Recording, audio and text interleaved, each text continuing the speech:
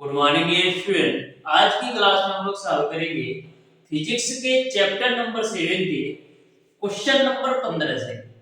इसके पहले ऑलरेडी मैंने डियर स्टूडेंट इस चैप्टर पर आधारित 2 क्लास ले रखा हूं, जिसमें मैंने आपको बेसिक कॉन्सेप्ट के साथ साथ क्वेश्चन नंबर 1 से लेकर के क्वेश्चन नंबर 14 तक के सारे प्रश्नों का सॉल्यूशन बिल्कुल शानदार तरीके से करवा दिया है। यदि वो वीडियो आपने अभी तक नहीं देखा है तो जरूर देख लीजिएगा, डिस्क्रिप्शन में उसका लिंक मिल जाएगा। डियर स्टूडेंट, इस चैप्टर से आपके पॉलिटेक्निक अथवा आईईआरटी एंट्रेंस एग्जाम में प्रत्येक वर्ष 2 से 3 क्वेश्चन 100% पूछा जाता है और जितने भी क्वेश्चन आपसे पूछे जाएंगे डियर स्टूडेंट, टोटल क्वेश्चन में मैक्सिमम चांसेस है, मान के चलो कि 2 क्वेश्चन आपके न्यूमेरिकल टाइप के ही होंगे और मैक्सिमम चांसेस ये भी बन सकता है कि डियर स्टूडेंट यदि आपका इस चैप्टर से 3 क्वेश्चन पूछा जाएगा तो आपका 2 क्वेश्चन न्यूमेरिकल होगा और 1 क्वेश्चन आपका थ्योरेटिकल होगा। इस तरीके से डियर स्टूडेंट इस चैप्टर से आपको 2 से 3 क्वेश्चन अपने पॉलिटेक्निक अथवा आईईआरटी एंट्रेंस एग्जाम में देखने को मिलेंगे। तो डियर स्टूडेंट, प्रत्येक क्वेश्चन के कॉन्सेप्ट को बिल्कुल अच्छी तरीके से ध्यान से समझते हुए चलिएगा। मैं प्रत्येक क्वेश्चन के कॉन्सेप्ट को बिल्कुल सिंपल और आसान भाषा में आपको समझाते चलूंगा। डियर स्टूडेंट, कुछ स्टूडेंट ऐसे हैं कि जो कि डेली बेसिस पर पूरी क्लासेस लेते हैं, यानी कि स्टार्टिंग से एंड तक जितने भी मैं क्वेश्चन करवाता हूं टोटल क्वेश्चन का सॉल्यूशन बिल्कुल शानदार तरीके से देखते भी हैं और उनमें किसी भी क्वेश्चन में यदि डाउट होता है तो व्हाट्सएप मैसेज करके या तो कमेंट बॉक्स में पिन अप करके जरूर पूछ लेते हैं। तो उम्मीद है डियर स्टूडेंट, यदि आप भी अच्छी तरीके से पॉलिटेक्निक अथवा आईईआरटी एंट्रेंस एग्जाम 2024 की तैयारी कर रहे हो तो ऐसा जरूर कीजिएगा। बिल्कुल अच्छी तरीके से सारी क्लासेस लीजिए, सारी क्लासेस के सारे क्वेश्चंस के कॉन्सेप्ट को समझिए। यदि आपको किसी भी क्वेश्चन में किसी भी प्रकार का डाउट और कंफ्यूजन आता है तो आप उसे कमेंट बॉक्स में कमेंट करके भी पूछ सकते हैं या तो हमारे व्हाट्सएप नंबर 7620175376 पर आप व्हाट्सएप करके भी उस क्वेश्चन के डाउट को क्लियर कर सकते हैं। तो इस तरीके से हर एक तरीके से डियर स्टूडेंट मैं आपके डाउट को, कंफ्यूजन को, हर एक प्रॉब्लम को दूर करने के लिए तैयार हूं। बस आप अच्छी तरीके से डियर स्टूडेंट जो भी मैं डेली बेसिस पर क्लासेस लेता हूं अच्छी तरीके से आप प्रत्येक क्लासेस को एंजॉय करिए डियर स्टूडेंट। सारी चीजें बिल्कुल सिंपल और आसान में कर दूंगा। बस आपको करना क्या है, बिल्कुल डेडिकेशन के साथ तैयारी करना है पॉलिटेक्निक अथवा आईईआरटी एंट्रेंस एग्जाम 2024 के लिए। तो डियर स्टूडेंट, हम लोग स्टार्ट करेंगे आज की क्लास को। तो ध्यान से समझिएगा प्रत्येक क्वेश्चन के कॉन्सेप्ट को। तो क्वेश्चन नंबर 15 आपका इस प्रकार से है, किसी पिंड का वायु में भार 320 ग्राम तथा जल में 280 ग्राम भार है। 1.65 आपेक्षिक घनत्व वाले द्रव में पूर्णतया डुबाने पर उसके भार में कमी आएगी। द्रव में पूर्णतया डुबाने पर उसके भार में कमी कितनी आएगी ये आपको बताना है। तो सबसे पहले हम लोग करेंगे क्या डियर स्टूडेंट, पिंड को जल में डुबाने पर भार में कमी कितनी आ रही है ये देख लेते हैं। जब हम पिंड को जल में डुबा रहे हैं तो भार में कितनी कमी आ रही है ये बता दो सबसे पहले। तो डियर स्टूडेंट, जब हम पिंड को जल में डुबा रहे हैं तो भार में कितने की कमी आ रही है। तो जब हम पिंड को जल में डुबा रहे हैं तो भार में जो कमी आ रही है वो आपका 40 ग्राम का आ रहा है, क्योंकि इसी पिंड का वायु में जो भार है वो तो आपका 320 ग्राम है, लेकिन जल में डुबाने पर इसका जो भार हो रहा है वो आपका 280 ग्राम। तो 320 से घटकर कितना हो जा रहा है, 280 ग्राम। यानी कि पिंड को जल में डुबाने पर जो भार में कमी आ रही है वो आपका 320 से घट करके 280 हो जा रहा है, यानी कि 40 ग्राम की कमी आ रही है पिंड को जल में डुबाने पर भार में कमी। यहां तक तो सबको क्लियर है।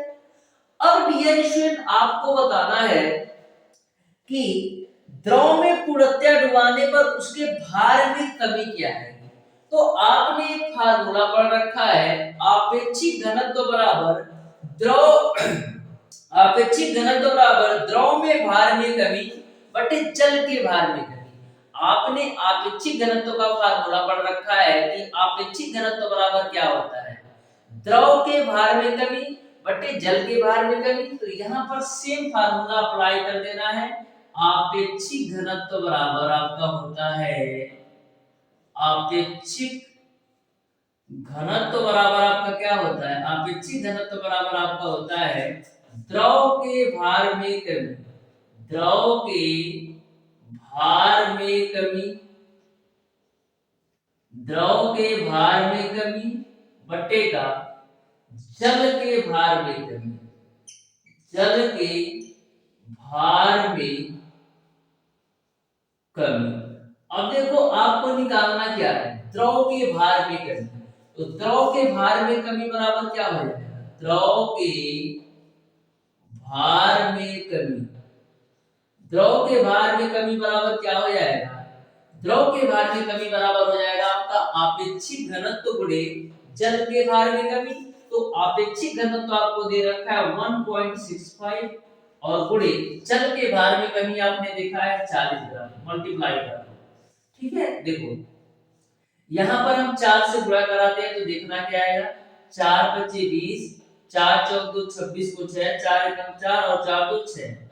एक जीरो है तो एक जीरो लगा दो, कितने अंक पे दशमलव लगेगा, 2 अंक पे, तो 2 अंक पे दशमलव लगा दिया तो फाइनली आपको मिल गया 66 ग्राम। इस तरीके से द्रव के भार में जो कमी आएगी वो आपका 66 ग्राम होगा। यानी क्वेश्चन नंबर 15 का ऑप्शन नंबर ए सही हो जाएगा। तो बिल्कुल सिंपल और आसान सा क्वेश्चन था। एक बार मैं बताता हूं, आप ध्यान से समझिएगा। सबसे पहले मैंने क्या किया, पिंड को जल में डुबाने पर भार में कमी देखा कितना आया। तो पिंड को जल में डुबाने पर जो भार में कमी आई वो आपका कितना हो रहा है, 320 से 280 हो जा रहा है। क्योंकि जब पिंड को वायु में भार है 320 ग्राम है और जल में आपका 280 ग्राम है, तो पिंड को जल में डुबाने पर भार में जो कमी है वो आपका 40 ग्राम का आ रहा है। तो यहाँ पर मैंने 40 ग्राम निकाल लिया भार में कमी। अब आपेक्षिक घनत्व बराबर द्रव के भार में कमी बटे जल के भार में कमी होता है। तो यहाँ से द्रव के भार में कमी बराबर आपको मिल जाएगा आपेक्षिक घनत्व गुणे जल के भार में कमी। तो आपेक्षिक घनत्व 1.65 दे रखा है और जल के भार में कमी मैंने 40 से मल्टीप्लाई कर दिया। तो इस तरीके से क्वेश्चन नंबर 15 आपको बिल्कुल सिंपल तरीके से समझ में आ गया होगा। ऐसे ही सिंपल कॉन्सेप्चुअल क्वेश्चन पूछे जाते हैं, लेकिन यदि आपका यह कॉन्सेप्ट क्लियर नहीं होगा तो ऐसे ही क्वेश्चन आपको टफ हो जाएंगे। यानी कि जो स्टूडेंट इस टाइप का कॉन्सेप्ट पढ़ा नहीं होगा उस स्टूडेंट के लिए यही यह सिंपल सा क्वेश्चन जो मैक्सिमम 5 सेकंड का है, यही क्वेश्चन कठिन बन जाएगा। इसीलिए डियर स्टूडेंट मैं बोलता हूं कि प्रत्येक क्वेश्चन के प्रत्येक चैप्टर के कॉन्सेप्ट को बिल्कुल अच्छी तरीके से समझो, जिससे एग्जामिनर कहीं से भी यदि क्वेश्चन पूछ ले तो आपसे छूटे ना। देखिएगा डियर स्टूडेंट क्वेश्चन नंबर 16 को बोल रहा है बैरोमीटर को पहाड़ से खान में ले जाने पर पारे का तल। तो बैरोमीटर को पहाड़ से खान में ले जाने पर जो पारे का तल होता है ना वो ऊपर उठ जाएगा। इस तरीके से क्वेश्चन नंबर 16 का ऑप्शन नंबर बी सही हो जाएगा। क्वेश्चन नंबर 17 आपका है यदि दो धात्विक टुकड़ों पर द्रव की उछाल समान है, यदि दो धात्विक टुकड़ों पर द्रव की उछाल समान है तो इसका मतलब ये है कि उनमें द्रव के डूबे भाग का जो आयतन होगा वो समान होगा। यदि दो धात्विक टुकड़ों के द्रव की उछाल समान है तो ऐसे कंडीशन में है क्या कि उनका द्रव में डूबे भाग का जो आयतन है वो समान होगा।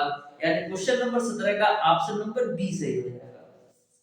क्वेश्चन नंबर 18 आप ध्यान से देखिएगा। मैक्सिमम बार आपके पॉलिटेक्निक अथवा आईईआरटी एंट्रेंस एग्जाम में पूछा गया है।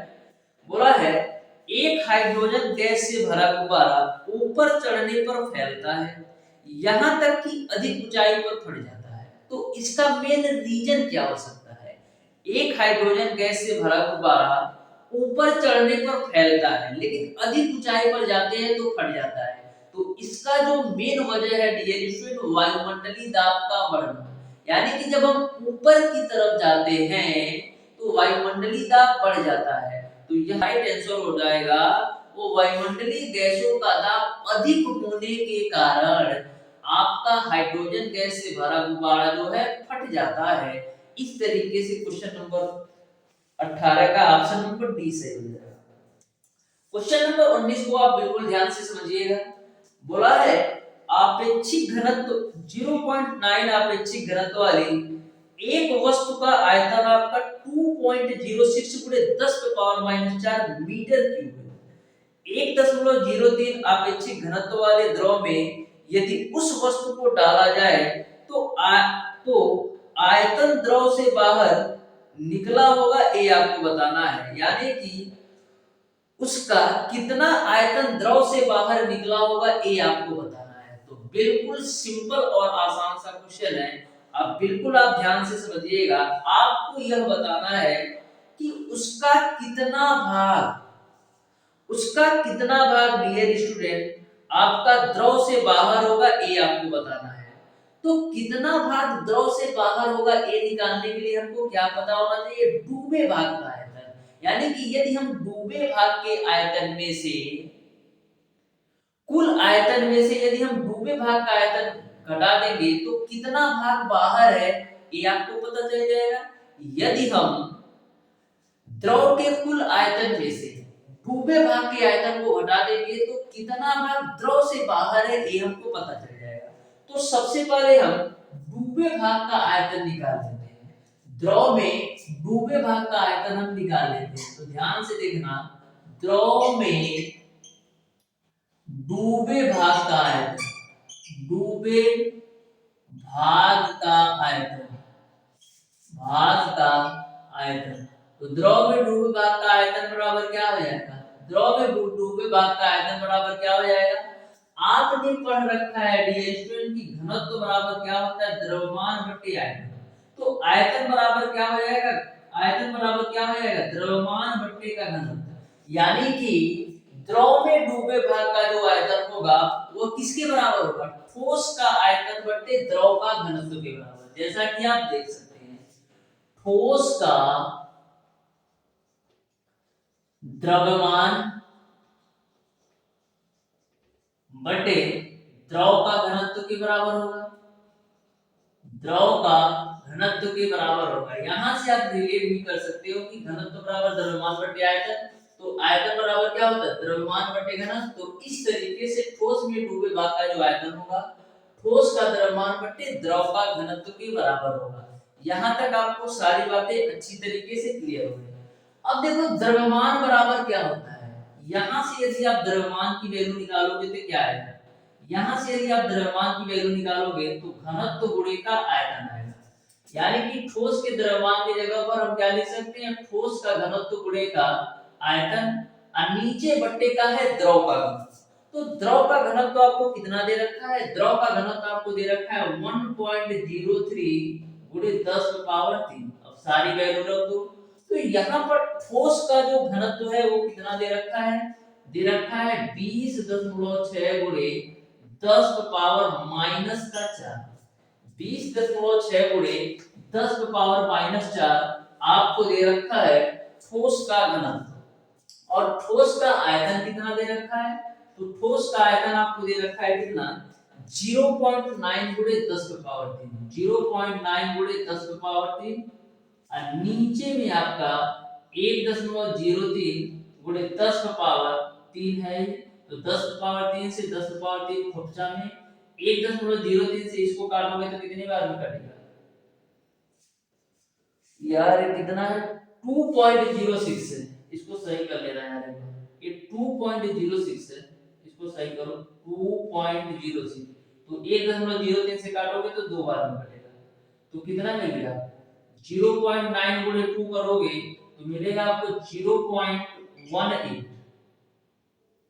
ठीक है ना? वो 0.9 को गुणा 2 में करोगे यार 1.8 मिलेगा, क्योंकि एक अंक पे 10 थोड़ा लग रहा है ना। तो 1.8 गुणे 10 पावर -4। ये क्या है? ये क्या आपने निकाला है? ये आपका द्रव में डूबे भाग का आयतन आपने निकाला है 1.8 गुणे 10 पावर -4। अब आपका द्रव में डूबे भाग का आयतन पता चल गया, तो द्रव के बाहर जितना भाग आयतन का है वो तो आप निकाल सकते हो। तो क्या करेंगे? द्रव के पूरे भाग के आयतन में से द्रव के डूबे भाग के आयतन को हम घटा देंगे तो द्रव से बाहर जो निकला भाग है वो आपको पता चल जाएगा। तो द्रव का पूरा आयतन कितना है, द्रव का पूरा आयतन कितना है, तो यहाँ पर जो पूरा आयतन दे रखा है वस्तु का वो आपको दे रखा है 2.06 गुणे 10⁻⁻⁴।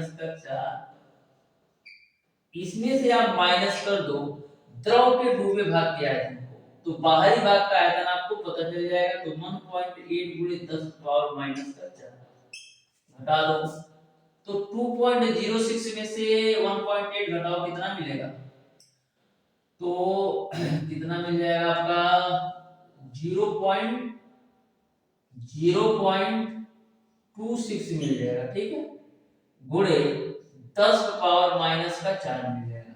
इसको आप क्या लिख सकते हो, इसको आप लिख सकते हो 2.6 गुणे 10⁻⁻3, यानी कि जो बाहरी भाग का आयतन है, द्रव के बाहरी भाग का जो आयतन है 2.6 गुणे 10⁻⁻3 होगा। यानी ऑप्शन नंबर, क्वेश्चन नंबर 19 का ऑप्शन नंबर जो है डी बिल्कुल राइट आंसर होगा। ऑप्शन नंबर डी जो है ना वो बिल्कुल राइट आंसर होगा, ठीक है ना। यहाँ पर यार 1.8 गुणे 10⁻⁻4 है, ठीक है। तो यहाँ पर जब एक आएगा तो ये आपका 5 बन जाएगा ना यार, 2.6 गुणे 10⁻⁻5 होना चाहिए। देखते हैं कौन सा ऑप्शन किस रूप में दिया है। तो बिल्कुल आप ध्यान से देखिएगा, इसका ऑप्शंस को मैं चेक कर लेता हूँ कौन सा ऑप्शन सही होगा।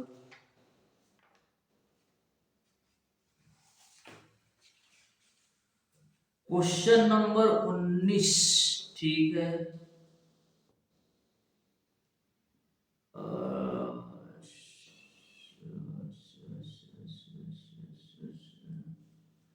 इसमें यार मिसप्रिंट लग रहा है क्या, एक बार देखता हूँ मैं, ध्यान से देखिएगा।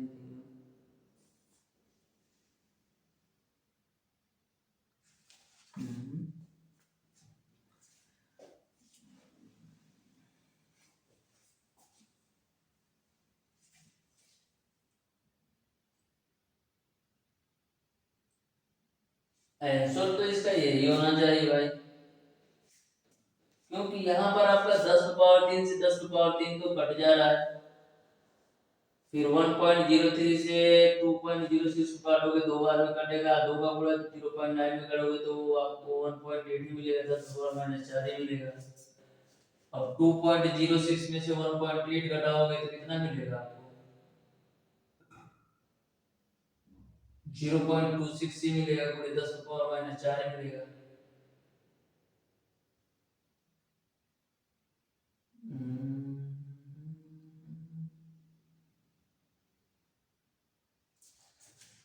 ऑप्शंस मिस्टेक है क्या, देखता हूँ भाई।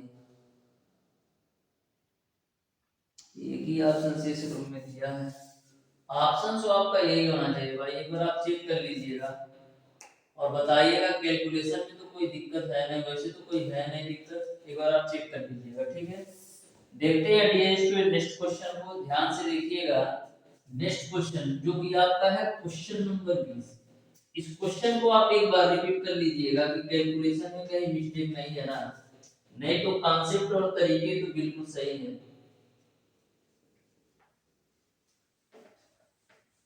देखिएगा डियर स्टूडेंट नेक्स्ट क्वेश्चन जो कि आपका है क्वेश्चन नंबर 20, जो कि बहुत ही बेहतरीन, सिंपल और आसान सा क्वेश्चन है, ध्यान से देखना। बोला है एक ठोस का वायु में भार 5 न्यूटन और पानी में भार आपका 4.5 न्यूटन है। एल्कोहल में इसका भार 4.6 न्यूटन है, तो एल्कोहल का आपेक्षिक घनत्व क्या होगा। तो किसी भी द्रव का आपेक्षिक घनत्व होता क्या है, तो किसी भी द्रव का जो आपेक्षिक घनत्व होता है वो द्रव में भार में कमी बटे जल में भार में कमी के बराबर होता है। किसी भी द्रव का जो आपेक्षिक घनत्व होता है वो बराबर आपका होता है द्रव के भार में कमी बटे जल के भार में कमी। यहाँ पर आपको बताना है एल्कोहल का आपेक्षिक घनत्व, तो एल्कोहल का आपेक्षिक घनत्व बराबर क्या हो जाएगा, एल्कोहल का आपेक्षिक घनत्व बराबर हो जाएगा द्रव के भार में कमी, यानी एल्कोहल के भार में कमी बटे जल के भार में कमी। तो एल्कोहल का अपेक्षित घनत्व आपको ज्ञात करना है, तो मैं मान लेता हूं एल्कोहल का अपेक्षित घनत्व D है बराबर एल्कोहल के भार में कमी। तो जो एक्चुअल भार है ठोस का वो कितना है 5 न्यूटन, और कमी होकर कितना हो जा रहा है, सबसे ऊपर हमको लेना है द्रव के भार में कमी। तो एक्चुअल जो भार है ठोस का वो आपका 5 न्यूटन है, लेकिन कमी होकर के एल्कोहल में इसका भार कितना आ रहा है 4.6 बटे का जल के भार में कमी। तो एक्चुअल में जो द्रव का भार है, जो ठोस का भार है वो आपका है 5 न्यूटन, और जल के भार में इसका जो वेट आ रहा है वो आपका 4.5 न्यूटन। इसी को सॉल्व कर लो तो ऊपर मिलेगा 0.4 और नीचे मिलेगा 0.5, तो सॉल्व कर ले लोगे तो 4/5 मिलेगा। इसको हम लिख सकते हैं 0.8। क्या मैंने कुछ नहीं है, देखो आपको एल्कोहल का अपेक्षित घनत्व निकालना था, तो मैंने क्या किया, आपका फार्मूला होता है अपेक्षित घनत्व बराबर किसी भी द्रव का अपेक्षित घनत्व बराबर द्रव के भार में कमी बटे जल के भार में कमी। तो यहाँ पर जो द्रव का काम कर रहा है एल्कोहल का काम कर रहा है, तो जो एक्चुअल में ठोस का भार है वो आपका 5 न्यूटन है, लेकिन एल्कोहल में उसी ठोस का जो भार है वो आपका 4.6 न्यूटन। तो यह जो वैल्यू हो गई द्रव के भार में कमी हो गई। नीचे में आपका है जल के भार में कमी, तो एक्चुअल में जो ठोस का भार है वो आपका 5 न्यूटन है, लेकिन जल में इसका जो भार है 4.5 न्यूटन है। तो यह पूरी वैल्यू आपका जल के भार में कमी हो गई। इसी को मैंने सॉल्व कर लिया, तो यही आपका आंसर आ गया। इस तरीके से क्वेश्चन नंबर 20 का ऑप्शन नंबर 20 सही हो जाएगा। देखिएगा डियर स्टूडेंट क्वेश्चन नंबर 21 को, जो कि बहुत ही बेहतरीन क्वेश्चन है, सेम कॉन्सेप्ट पर ये भी है। क्वेश्चन नंबर 20 की तरह क्वेश्चन नंबर 21 को भी सॉल्व करना है। आप बिल्कुल ध्यान से देखिएगा, अच्छी तरीके से समझ में आएगा। बोला है किसी धातु के एक टुकड़े का पानी में भार 25 ग्राम तथा 0.80 आपेक्षिक घनत्व वाले द्रव में 26 ग्राम है। धातु के टुकड़े का वास्तविक भार क्या है ये आपको बताना है। धातु के टुकड़े का वास्तविक भार क्या है ये आपको बताना है। तो मैं मान लेता हूं डियर स्टूडेंट कि धातु के टुकड़े का जो वास्तविक भार है वो आपका कितना है x ग्राम है। मैंने मान लिया कि धातु के टुकड़े का जो वास्तविक भार है वो आपका कितना है x ग्राम है। तो आपने पढ़ रखा है आपेक्षिक घनत्व बराबर द्रव के भार में कमी बटे जल के भार में कमी। तो आपेक्षिक घनत्व की वैल्यू आपको कितना दे रखा है, आपेक्षिक घनत्व की वैल्यू आपको दे रखा है 0.8 बराबर द्रव के भार में कमी। तो एक्चुअल में द्रव का जो वेट है वो आपको नहीं पता है, तो मैं मान लेता हूं x वेट था, लेकिन इसी x वेट का द्रव में जो भार है वो आपको कितना दे रखा है, द्रव में जो भार दे रखा है 26 ग्राम। तो यह जो ऊपर वाली वैल्यू हो गई द्रव के भार में कमी। एक्चुअल वेट द्रव का मैंने माना है x, और इसी द्रव का एक्चुअल में मैंने पिंड मान लो यार, या कोई वस्तु मान लो, कुछ भी मान लो, कोई मान लो या धातु मान लो, तो मैंने मान लिया धातु का जो एक्चुअल वेट है वो x ग्राम है, ठीक है, और इसी धातु का द्रव में जो भार आ रहा है वो 26 ग्राम है। तो ऊपर वाली जो वैल्यू हो गई ये आपका द्रव के भार में कमी हो गई। अब नीचे में जो आएगा वो आपका जल के भार में कमी। तो एक्चुअल में जो धातु का भार है वो आपका तो x ही है, और जल में इस धातु का जो भार है वो आपका 25 ग्राम है। तो नीचे वाली जो वैल्यू हो गई ये आपका जल के भार में कमी हो गई, ठीक है। इसी को सॉल्व कर लो तो कितना मिलेगा, क्रॉस मल्टीप्लाई करेंगे तो 0.8x माइनस का 25 का गुणा 0.8 में करोगे कितना मिलेगा, तो आपको मिल जाएगा 20 बराबर x माइनस का 26, ठीक है। तो यहां से आपको क्या मिलेगा, x में से 0.8 घटाओगे तो 0.2 मिलेगा, x मिलेगा बराबर ये माइनस का 20 है, जब माइनस का 26 लेफ्ट साइड आ जाएगा तो प्लस का 26 हो जाएगा। तो 0.2x बराबर आपको मिल जाएगा 6। तो यहां से x बराबर आपको मिल जाएगा 30 ग्राम, यानी एक्चुअल में जो धातु का भार है वो आपका 30 ग्राम है। इस तरीके से क्वेश्चन नंबर 21 का ऑप्शन नंबर बी सही है। देखिएगा डियर स्टूडेंट, नेक्स्ट क्वेश्चन। हमें डियर स्टूडेंट जैसे जैसे क्वेश्चन इससे पूछे जा रहे हैं, जहां तक मेरा अनुमान है डियर स्टूडेंट, आपेक्षिक घनत्व से एक क्वेश्चन 100% आ रहा है। तो हमेशा फार्मूला आप ध्यान में रखिएगा, द्रव का आपेक्षिक घनत्व बराबर द्रव के भार में कमी बटे जल के भार में कमी। जो द्रव के भार में कमी होता है वो क्या होता है, एक्चुअल में द्रव का जो भार होता है वो माइनस का, एक्चुअल में जो ठोस का भार होता है वो माइनस का, उसी ठोस को जब द्रव में डुबाते हो वो भार, तो दोनों के डिफरेंस को द्रव के भार में कमी आ जाएगा, और जो जल के भार में कमी होगा वो क्या होगा, तो एक्चुअल में जो ठोस का भार है उसमें से जल में डुबाने पर जो भार में कमी आ रही है उसको घटा दोगे तो जल के भार में कमी आ जाएगा। दो तीन क्वेश्चन इससे सॉल्व करोगे ना, आपको खुद ही समझ में आ जाएगा। देखिएगा डियर स्टूडेंट क्वेश्चन नंबर 22 को बोला है, एक बीकर जिसमें जल भरा है का भार 100 ग्राम है, तल के एक पलड़े पर उसे रखा जाता है तथा 70 ग्राम भार के धातु के टुकड़े जिसका आयतन 20 सेंटीमीटर क्यूब है को इस बीकर के अंदर डाला जाता है तो बीकर का भार होगा। तो ध्यान से इस क्वेश्चन को पढ़ोगे ना तो क्वेश्चन में ही आपको आंसर मिल जाएगा। ध्यान से देखना, बोला है एक बीकर जिसमें जल भरा है का भार 100 ग्राम है, यानी बीकर का जिसमें जल भरा है उसका भार 100 ग्राम है। तल के एक पलड़े पर उसे रखा जाता है तो 70 ग्राम भार के धातु के टुकड़े से जिसका आयतन 20 सेंटीमीटर क्यूब है इस बीकर के अंदर डाला जाता है। यानी कि जैसे ये मान लो एक बीकर है, इसमें जल भरा है, इसका जो वेट है 100 ग्राम है, ठीक है। फिर हम क्या करते हैं, 70 ग्राम का एक धातु इसके अंदर डालते हैं, ठीक है, डाल दिया। और जो धातु हम 70 ग्राम का डाल रहे हैं ना, इसका जो आयतन है वो आपका कितना है, 20 ग्राम है। तो क्या करेगा, जब ये 70 ग्राम धातु को आप डालेंगे तो यह अपने आयतन के बराबर पानी को बाहर करेगा। आयतन कितना है, 20 ग्राम। तो यहाँ का कहने का मतलब ये है कि 100 ग्राम तो जल भरा बीकर है और इसमें हम 70 ग्राम का धातु का टुकड़ा डाल रहे हैं, ये तो क्लियर है। अब 70 ग्राम जब धातु का टुकड़ा डाल रहे हो ना तो इसका जो आयतन है वो आपका 20 ग्राम है। तो क्या करेगा, जब 70 ग्राम धातु का टुकड़ा डालोगे तो यह जो धातु का टुकड़ा होगा ना अपने आयतन के बराबर पानी को विस्थापित करेगा। तो यही जो विस्थापित करेगा उसी को घटा दो तो आपको बीकर का वेट पता चल जाएगा। तो 150 में से 170 में से 20 घटाओगे 150 ग्राम, यानी बीकर का जो भार होगा वो आपका 150 ग्राम होगा। बिल्कुल सिंपल सा कॉन्सेप्ट था। यह कह सकते हो यह जो क्वेश्चन है आर्किमिडीज के सिद्धांत पर है कि हटाए गए द्रव के आयतन को आपको घटा देना है बस। तो देखिएगा डियर स्टूडेंट क्वेश्चन नंबर 23 को, बिल्कुल सिंपल और आसान सा यही क्वेश्चन है।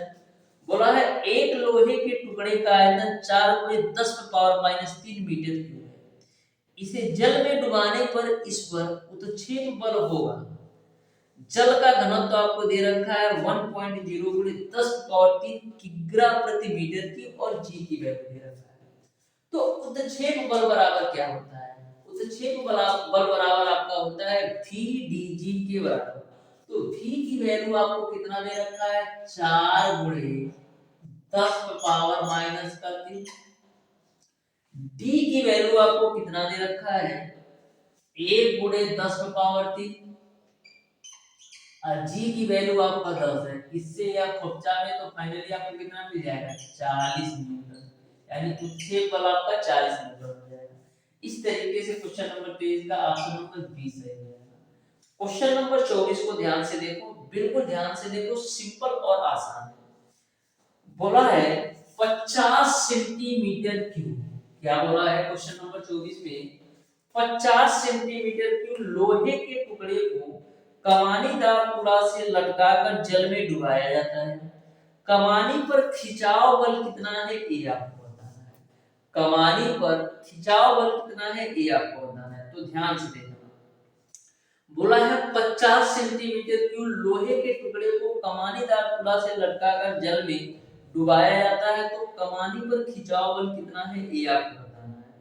इन्होंने यहाँ पर लोहे का घनत्व दे रखा है 7.6 × 10⁻³ किग्रा प्रति मीटर क्यूब और जल का घनत्व दे रखा है 1 गुणे 10 की पावर 3 किग्रा प्रति मीटर क्यूब और जी की वैल्यू दे रखा है 10 मीटर प्रति सेकंड स्क्वायर।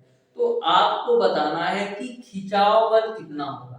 तो खिंचाव बल किसके बराबर होगा? तो खिंचाव बल जो आपका बराबर होगा टुकड़े का भार माइनस का आपका बराबर होगा उत्क्षेप बल के। जो आपका खिंचाव बल होगा वो किसके बराबर होगा? वो आपका बराबर होगा टुकड़े का भार माइनस का उत्क्षेप बल की। तो टुकड़े का भार, तो टुकड़े का भार लिख लेते हैं, टुकड़े का भार, टुकड़े का भार माइनस का उत्क्षेप बल, ये किसके बराबर है? खिंचाव बल के। खिंचाव बल बराबर किसके बराबर होगा? टुकड़े का भार माइनस का उत्क्षेप बल। अब टुकड़े का भार, भार बराबर क्या होता है?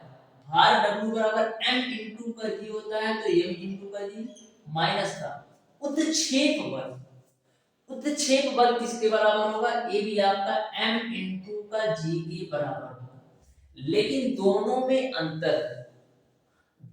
अंतर क्या है ये ध्यान से समझो। अब देखो द्रव्यमान की जगह पर हम क्या लिख सकते हैं? घनत्व गुणे का आयतन। क्यों? क्योंकि घनत्व बराबर आपका होता है द्रव्यमान बटे आयतन। तो यहाँ से द्रव्यमान बराबर क्या हो जाएगा? घनत्व गुणे का आयतन।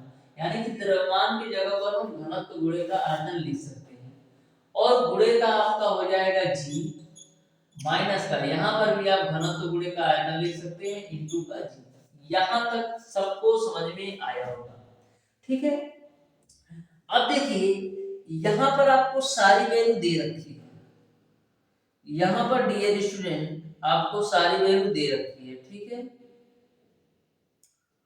तो यहाँ पर जो आयतन दे रखा है 50 सेंटीमीटर क्यूब, तो घनत्व की बात करते हैं तो यहाँ पर जो आपका टुकड़े का घनत्व दे रखा है वो कितना दे रखा है?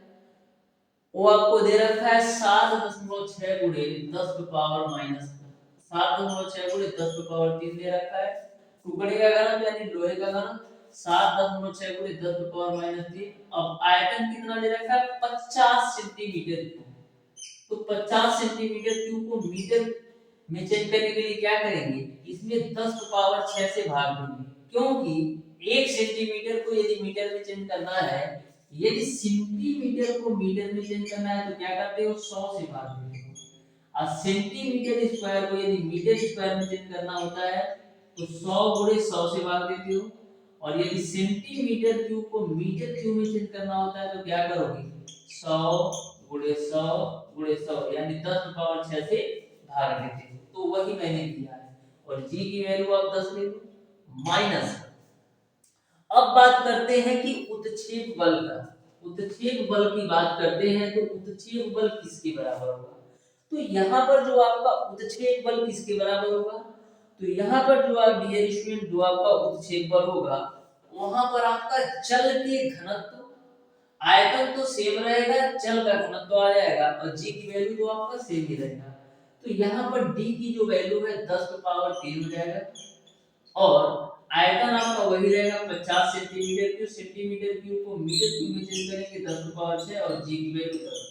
इसी को आप सॉल्व कर लीजिएगा तो आपको तनाव बल का मान पता चल जाएगा। तो इसको सॉल्व कीजिएगा तो आपको मिल जाएगा डियर स्टूडेंट 3.3 न्यूटन। ऑलरेडी मैंने कैलकुलेशन कर रखा है, यदि मैं कैलकुलेशन करूंगा तो आपका जो क्वेश्चन है लेंथी हो जाएगा। तो 3.3 न्यूटन के बराबर जो होगा वो आपका उत्क्षेप बल हो जाएगा। इस तरीके से डियर स्टूडेंट ये आपका माइनस का 3 नहीं होना चाहिए यार, ये आपका प्लस का 3 होना चाहिए, ठीक है। अब सही है 3.3 न्यूटन आपका बिल्कुल राइट आंसर हो जाएगा।